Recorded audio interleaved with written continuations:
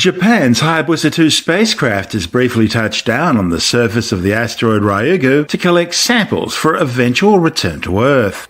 The spacecraft first fired a small projectile into the asteroid's surface to loosen material, and then briefly landed at the impact site to collect the asteroidal rocks and soil. 162173 Ryugu is a potentially hazardous near or near-Earth object belonging to the Apollo group of Earth-crossing asteroids. The 950-metre-wide diamond-shaped space rock is a rare type of asteroid known as a spectral type CG. It includes properties of both common carbonaceous or high-carbon C-type asteroids, as well as relatively rare G-type asteroids, which contain strong ultraviolet absorption features, suggesting phyllosilicate minerals such as clays or mica. Ryugu orbits the Sun in retrograde, that is, in the opposite direction of the planets, at a distance of between 0.96 and 1.41 astronomical units every 474 Earth days. An astronomical unit being the average distance between the Earth and the Sun, about 150 million kilometres or 8 light minutes.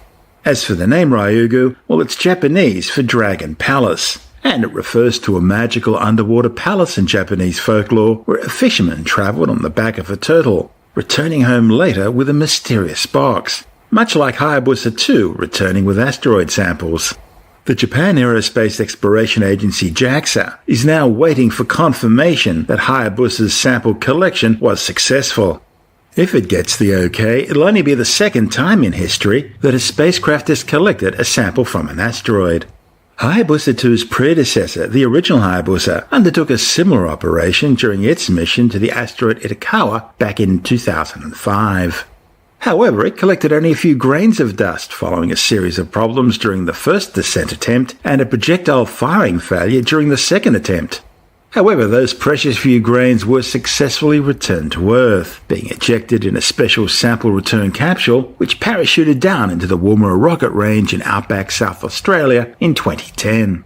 Hayabusa 2's autonomous descent to the surface of Ryugu is also being considered a high-risk manoeuvre, taking 26 hours to slowly drop the spacecraft from an altitude of about 20 kilometres down onto a desolate grey boulder-strewn surface which could easily damage the spacecraft.